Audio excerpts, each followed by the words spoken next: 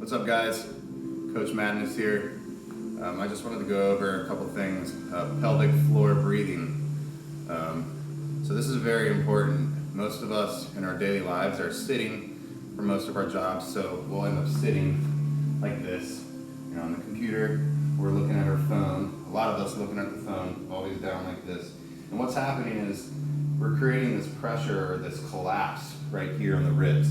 We're smashing down on our diaphragm. And if you're smashing down on your diaphragm, then you're no longer able to breathe correctly. And breathing correctly comes from your pelvic floor, which is right where your pelvis is, in the very low regions near your reproductive organs. So it's very important that you learn this, because as we're sitting and we're in this position a lot, we're no longer able to breathe from here. And this is supposed to create like a vacuum that pulls the air in through your nose. So rather than pulling the air in from down here through your nose, we learn, or the body learns, because you have to breathe, the body learns how to forcefully breathe. So you end up starting to breathe through your nose, and you end up getting a very short breath. And short breathing has been proven to increase anxiety, depression, and all the above. But there's several things that happens when you can't breathe from your pelvic floor. One, you're not breathing correctly, so therefore you can't get air down in here. And if you can't get air down in here, then you are losing the ability to create intra-abdominal pressure. And intra-abdominal pressure is when the air is pulled in here like a vacuum, and it's creating a lot of pressure on the inside, and that pressure relieves spinal tension in the lower extremities of the spine. So by creating that pressure in here, breathing into their pelvic floor, it's creating this vacuum, and it's filling your belly up with air, and it's making these muscles relax. Okay, it does a lot more than that too, but we're not going to get into all that. So first step of breathing properly is to sit up straight. And what I mean by sit up straight is not to go and do this. Okay, if you do this, then you're creating other problems. You're lifting your ribs up. You're not contracting. So you want to just go from this position into a nice erect position. And you can think of doing that by simply just pulling your head back. So if you pull your head back, your body will follow. So now I'm in this nice upright position. I've created a straight line from the top of my head to my tailbone. Okay? The next step is to roll your shoulders back. And a lot of time in meditation and yoga, you'll see people do this with their palms up. And that is to create the external rotation of the shoulder and allow your scapula to engage and your chest to open up, but not to let your chest do this. Okay, so it's very important. You start, you're going to sit in your seated position, and then you're going to pull your head back.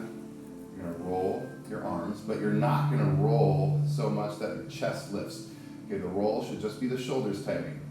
Okay, from here, you can keep your palms up if this helps.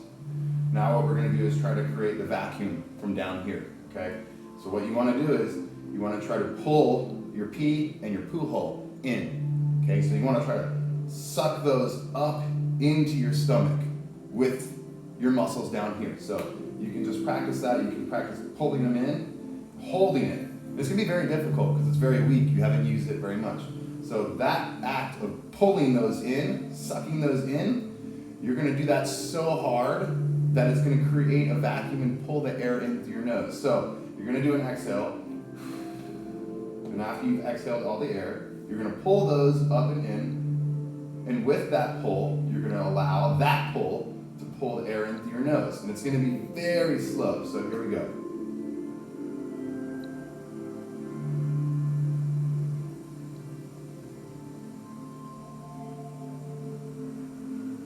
And if you'll notice, my stomach will extend when I'm breathing in. So pay attention to my stomach. Don't pay attention to my fat. Here we go.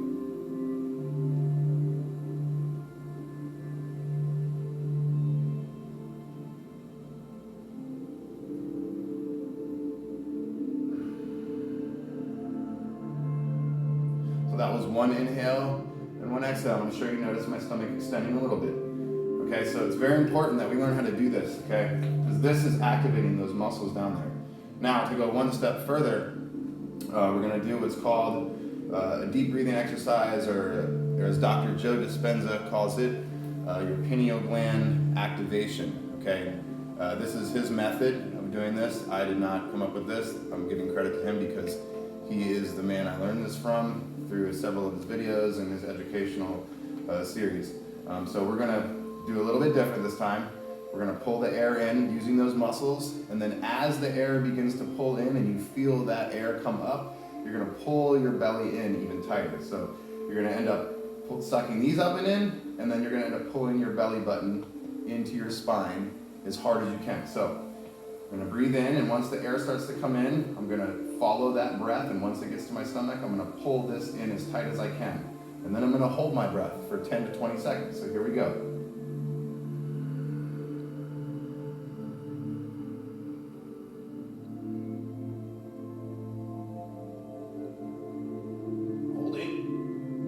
Now you want to squeeze harder. You want to pull those muscles up and in even harder, holding your breath. Exhaling. Holding.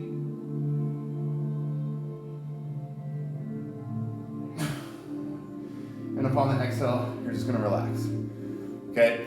Now, when you meditate, you're doing your meditation, you sit in the same type of position. You can sit on the floor, Indian style, but as long as you're straight up, you're creating that pull from the top to the bottom of your tailbone, that straight line. And this is very important because this breath, the pineal gland breath, or that deep breathing exercise, what that's doing is when you're pulling those intrinsic muscles in and up, your pelvic floor muscles, and then you're pulling your belly button in, you're shutting down these three centers. Your first center, which is your reproductive organs, your second center, which is your gut, right below your navel, and then your third center, which is your adrenal glands, right underneath your solar plexus, right here. Okay, when you pull those in and you're sucking this breath in, what's happening is your sacrum bone right here is going to flex outward, and it's going to feel almost orgasmic if you do the breath correctly right here. This bone is going to flex out. Okay, and then what's happening is you're sending spinal cerebral fluid from down here up the spine. So when you contract and pull these in, and then you pull this in, you're blocking these three centers. Okay, you're shutting these off basically. You're not allowing them to collect all the energy. So you're flexing, you're pulling these in, the sacrum bone flexes, then you're pulling your belly button in, and this is like sucking fluid up a straw into your brain. So now you're pulling this in, you're continuing the breath, you're gonna follow this spinal cerebral fluid all the way up your spine. You're gonna feel it past your belly, you're gonna feel it go up in your chest and through your throat, all the way to the very top of your head. Once it gets to the top of your head, that's when you're gonna just hold, okay? And then you're gonna begin to squeeze a couple times. You're gonna squeeze almost like a pulsating action, harder and harder, and that's gonna pump fluid up into your brain, okay? And once that happens, your skull actually flexes as well, and then your spinal cerebral fluid goes into these 4 different pathways of your brain and allows that spinal cerebral fluid to get back into the brain. Now what this is doing, you're shutting off these 3 centers and you're allowing the energy to stop going in these 3 centers, which we mainly use for stress and reproduction, okay? It's shutting these down and it's forcing the energy upward. Once the energy makes it past here and gets to your heart, it's gonna flow straight to your brain. There's no stopping it. Once it flows to your brain and it gets up here, after several of these breaths, practicing for 5 to 10 minutes, you're going to notice an increase in energy. You might feel tingly or goosebumps or just a surge of energy, okay? And what's gonna happen is, eventually after doing this breath and breathing for a while, your brain is going to start to release oxytocin, okay? So once it releases oxytocin, this is the feeling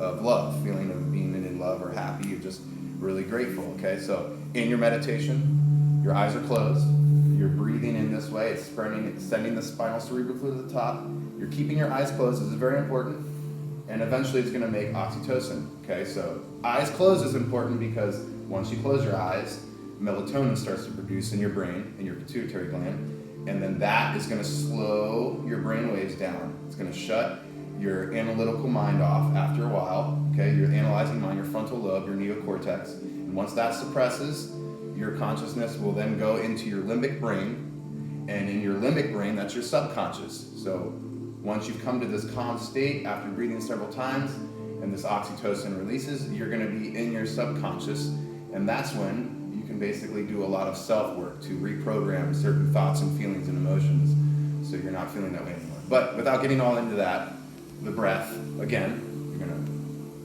gonna sit up straight. You're gonna pull your reproductive organs in, your poo and your pee hole. You're gonna pull those in as hard as you can, and as that's pulling in, that's creating the suction to pull the air in. And as that air is coming in, you're gonna then pull the navel in as tight as you can, and you're gonna just squeeze as you keep inhaling, following that breath all the way to the top. Once it gets to the top, you're gonna hold, you're gonna squeeze it harder, pumping that fluid into your brain. You're gonna hold it as long as you can with all of your might, okay? Then you exhale, relax. Take a few breaths, repeat, okay?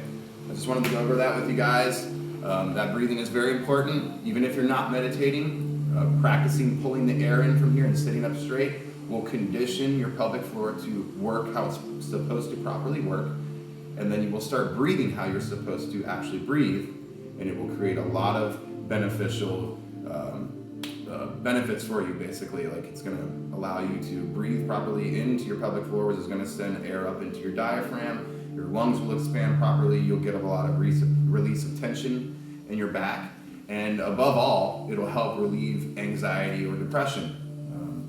And this has been proven through scientific study. You can check out Dr. Joe Dispenza's stuff. He has a great series on Guy called Rewired. He goes over the science of meditation, the science of this breathing, and how to slow your brain waves down so you can actually get to your subconscious to do the work most of us need to do to improve the people we are, the person we are, to get past all those troubles and issues of our life. But again, the breath is very important. It's the very foundation of your life source. It's everything you need for working out, meditation, and just a functional daily life.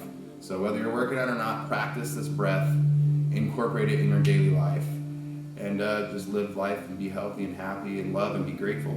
All right, guys, thank you for watching the video. Coach Madness out. I'll see you guys again.